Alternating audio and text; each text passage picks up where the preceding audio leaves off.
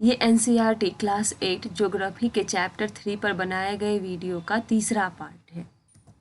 इस वीडियो में हम मेजर क्रॉप्स के बारे में जानेंगे। पॉपुलेशन इतना तेज़ी से बढ़ रहा है और इनके रिक्वायरमेंट भी बढ़ते हैं और इस रिक्वायरमेंट को पूरा करने के लिए अलग अलग वैरायटी का क्रॉप उगाया जाता है। जो एग्रो बेस्ड इंडस्ट्रीज हैं जैसे कि फूड प्रोसेसिंग इंडस्ट्रीज, टेक्सटाइल और भी बहुत सारे, जिसमें एग्रीकल्चरल प्रोडक्ट्स जो होते हैं प्राइमरी इनपुट के रूप में काम करते हैं। तो ऐसे इंडस्ट्रीज में रॉ मटेरियल्स के रूप में क्रॉप्स को सप्लाई किया जाता है। मेजर फूड क्रॉप्स जो है वो है वीट, राइस, मेज, मिलेट्स और फाइबर क्रॉप्स में आते हैं जूट और कॉटन। बेवरेज क्रॉप्स में आते हैं टी और कॉफ़ी। तो सबसे पहले राइस के बारे में जानते हैं। राइस जो है ये वर्ल्ड का मेजर फूड क्रॉप है। ट्रॉपिकल और सब ट्रॉपिकल रीजन्स, ट्रॉपिकल रीजन जो है ये ट्रॉपिक ऑफ कैंसर से लेकर के ट्रॉपिक ऑफ कैप्रिकॉर्न के बीच में आता है। यहाँ पर टेम्परेचर वार्म टू हॉट रहता है और हाई ह्यूमिडिटी होता है।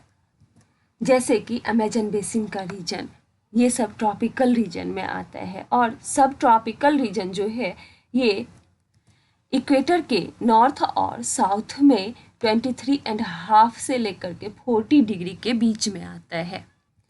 यहाँ का क्लाइमेट ट्रॉपिकल रीजन के कंपेयर में माइल्ड होता है। मतलब सब ट्रॉपिकल रीजन्स में सीजनल वेरिएशन जो है ये ज़्यादा होते हैं, जबकि ट्रॉपिकल रीजन्स में कंसिस्टेंटली हाई टेम्परेचर होता है। तो ट्रॉपिकल और सब ट्रॉपिकल रीजन्स में रहने वाले लोगों का स्टेपल डाइट है राइस। राइस के लिए हाई टेम्परेचर, हाई ह्यूमिडिटी और रेनफॉल की ज़रूरत होती है, हाई रेनफॉल की ज़रूरत होती है। ये एल्यूवल क्ले सॉइल जो कि वाटर को होल्ड करके रखता है, इसमें अच्छे से उगता है। वर्ल्ड में राइस के प्रोडक्शन में सबसे आगे है चाइना, इसके बाद है इंडिया, जापान, श्रीलंका और इजिप्ट। वेस्ट बंगाल और बांग्लादेश वाले रीजन्स में राइस को उगाने के लिए फेवरेबल क्लाइमेटिक कंडीशन मिलता है और इसलिए यहाँ पर 2 से 3 तरह का क्रॉप एक साल में उगाया जाता है। अब जानते हैं वीट के बारे में। वीट को उगाने के लिए मॉडरेट टेम्परेचर और मॉडरेट रेनफॉल की ज़रूरत होती है और इसे काटते टाइम मतलब हार्वेस्टिंग के टाइम जो है ब्राइट सनशाइन की ज़रूरत होती है। ये लोमी सॉइल में अच्छे से उगता है। इसका सबसे ज़्यादा उत्पादन यूएसए, कनाडा, अर्जेंटीना, रसिया, यूक्रेन, ऑस्ट्रेलिया और इंडिया में होता है। इंडिया में इसे विंटर में उगाया जाता है। अब है मिलेट्स। इसे कोर्स ग्रेन्स भी कहा जाता है, मतलब मोटा अनाज, और इसे लेस फर्टाइल और सैंडी सॉइल में उगाया जाता है।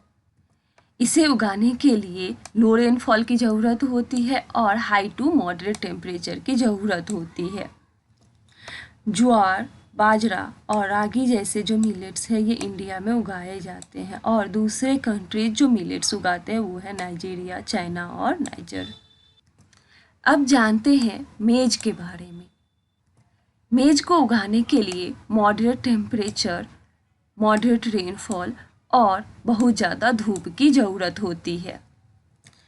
इसे उगाने के लिए वेल ड्रेन फर्टाइल सॉइल की ज़रूरत होती है और इसे नॉर्थ अमेरिका, ब्राज़ील, चाइना, रसिया, कनाडा, इंडिया और मैक्सिको में उगाया जाता है। मेज को कॉर्न के नाम से भी जाना जाता है। इसके बहुत सारे वेराइटीज जो है पूरे वर्ल्ड में पाए जाते हैं। अब जानते हैं कॉटन के बारे में। कॉटन को उगाने के लिए हाई टेम्परेचर, उसके बाद लाइट रेनफॉल मतलब बहुत कम रेनफॉल, उसके बाद 210 फ्रॉस्ट फ्री डेज यानी कि 210 दिन जो है वो पाले से मुक्त दिन होना चाहिए। और इसके साथ ही साथ ब्राइट सनशाइन की ज़रूरत होती है इसे उगाने के लिए। ये ब्लैक और एल्यूवल सॉइल में अच्छे से ग्रो होता है।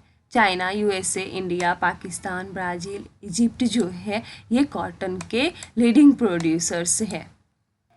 ये क्रॉप जो है ये कॉटन टेक्सटाइल इंडस्ट्री के लिए मेन रॉ मटेरियल्स में से एक है। अब जानते हैं जूट के बारे में। जूट को गोल्डन फाइबर के नाम से भी जाना जाता है। इसे उगाने के लिए एल्यूवल सॉइल की ज़रूरत होती है। इसके बाद हाई टेम्परेचर, हेवी रेनफॉल और ह्यूमिड क्लाइमेट की ज़रूरत होती है। इसे ट्रॉपिकल एरियाज में उगाया जाता है। इंडिया और बांग्लादेश जो है ये लीडिंग प्रोड्यूसर है जूट के। अब है कॉफ़ी। ये बेवरेज क्रॉप है। इसे उगाने के लिए वार्म और वेट क्लाइमेट, इसके साथ ही साथ वेल ड्रेन्ड लोमी सॉइल की ज़रूरत होती है।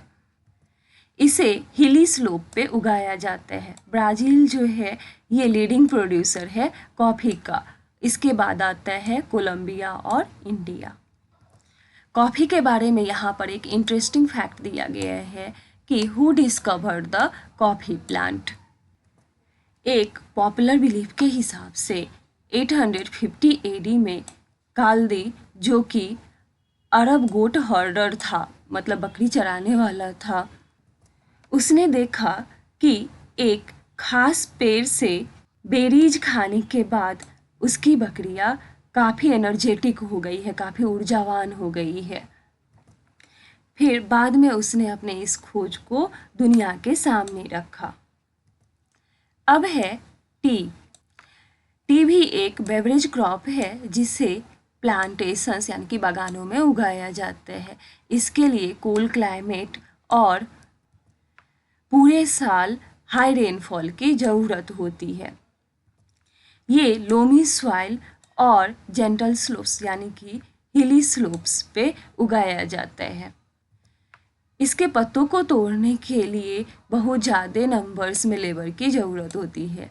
केन्या, इंडिया, चाइना, श्रीलंका ये सब दुनिया में अच्छे क्वालिटी की टी उगाते हैं।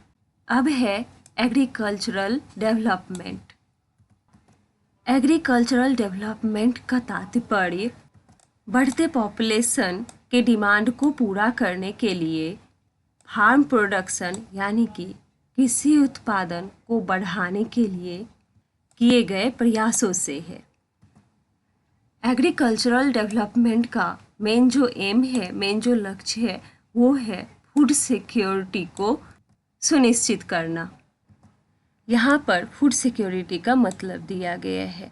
इसका मतलब है कि सभी लोगों को हर समय सफिशिएंट, सेफ और न्यूट्रिशियस फूड उपलब्ध हो ताकि वे अपने एक्टिव और हेल्दी लाइफ के लिए डाइटरी नीड्स और फूड प्रेफरेंसेस को पूरा कर सके। एग्रीकल्चरल डेवलपमेंट को बहुत सारे तरीक़ों से अचीव किया जा सकता है, जैसे कि क्रॉप्ड एरिया को बढ़ाकर, उसके बाद ज़्यादा से ज़्यादा क्रॉप को उगाकर, उसके बाद इरिगेशन फैसिलिटीज़ को इम्प्रूव करके, फिर फर्टिलाइज़र और HYV सीड्स यानी कि high yielding variety of seeds को यूज करके एग्रीकल्चरल डेवलपमेंट के लक्ष्य को प्राप्त किया जा सकता है। वर्ल्ड के अलग अलग हिस्सों में अलग अलग तरीके से एग्रीकल्चर को डेवलप किया गया है। डेवलपिंग कंट्रीज जहाँ पे पॉपुलेशन बहुत ज़्यादा है वहाँ पर इंटेंसिव एग्रीकल्चर की प्रैक्टिस की जाती है, जहाँ पर क्रॉप उगाने के लिए ज़मीनें कम होती है और फसल केवल सब्सिस्टेंस के लिए ही उगाया जाता है, जबकि जहाँ पर लार्जर होल्डिंग्स होती है वहाँ पर कॉमर्शियल एग्रीकल्चर का प्रैक्टिस किया जाता है, जैसे कि USA, कनाडा और ऑस्ट्रेलिया। यहाँ पर दो केसेस दिया गया है, एक तो है डेवलपिंग कंट्री जैसे कि इंडिया का और एक है डेवलप्ड कंट्री USA का। इन दोनों केसेस से हम पता करेंगे कि डेवलपिंग और डेवलप्ड कंट्रीज में एग्रीकल्चर कैसे प्रैक्टिस की जाती है। तो सबसे पहले जानते हैं इंडिया के बारे में। यहाँ पर एक एग्जाम्पल द्वारा समझाया गया है कि उत्तर प्रदेश के गाजीपुर डिस्ट्रिक्ट में आदिलाबाद नाम का एक छोटा सा गांव है। इस गांव में मुन्ना लाल नाम का एक छोटा सा फार्मर है जिसके पास 1.5 हेक्टेयर के आसपास ज़मीन है। वह हर अल्टरनेट ईयर में मार्केट से हाई यील्डिंग वैरायटी जो सीड्स के होते हैं वो खरीदता है।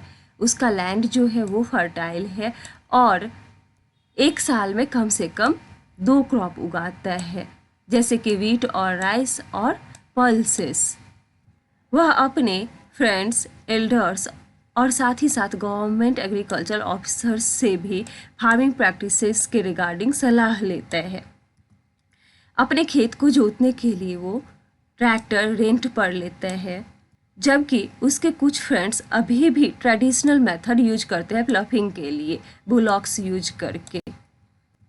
पास ही में ट्यूबवेल है जिससे वह अपने खेत की सिंचाई के लिए रेंट पर लेता है। उसके पास 2 बफेलो और कुछ हैंस भी हैं। वह पास के टाउन में कोऑपरेटिव स्टोर में दूध भी बेचता है और वह कोऑपरेटिव सोसाइटी का मेंबर भी है, जो उसे एडवाइस भी देते हैं कि एनिमल्स को किस तरह का फॉडर देना चाहिए। उसके बाद लाइव स्टॉक के हेल्थ को प्रोटेक्ट करने के लिए कौन कौन से सेफ्टी मेजर्स लेने चाहिए। उसके बाद आर्टिफिशियल इंसेमिनेशन को लेकर के एडवाइस देते हैं।